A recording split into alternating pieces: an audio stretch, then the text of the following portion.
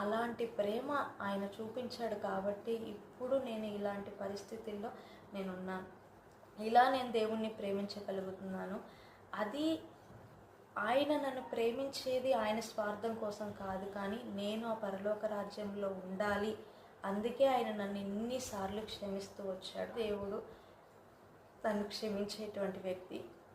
ఆయన ఎప్పుడు కూడా నన్ను విడిచిపెట్టడు. ఎవ్వరు దూరమైనా, ఎవ్వరు విడిచిపెట్టినా, ఎవ్వరు సపోర్ట్గా లేకపోయినా, నేను ఆయన్ని బాధ పెట్టినా నా యొక్క పరిస్థితుల ద్వారా కానీ, నా యొక్క మాటల ద్వారా కానీ, నేను మాటల ద్వారా అయితే దేవుణ్ణి నేను ఎప్పుడు కూడా అనలేను. ఎందుకంటే నేను ఆయన దగ్గరికి వెళ్ళటమే ఆయన చూపిన దయ అంతే.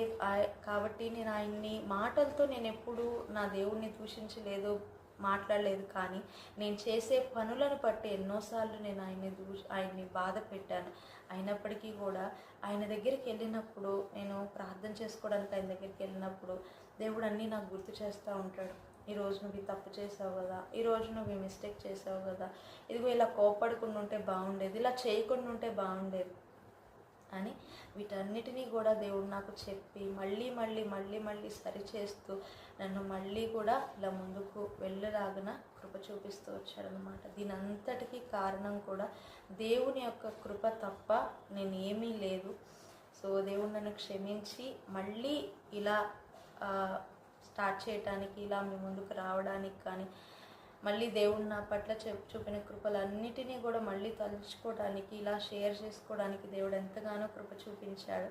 ఎవరు క్షమించినా క్షమించకపోయినా నా దేవుడు నన్ను క్షమించాడు, నన్ను మళ్ళీ ఆయన దగ్గర చేర్చుకున్నాడు. అయితే ఆయనకి రుణపడి ఉండి ఆయనకి తగినట్లుగా ఉండాలి.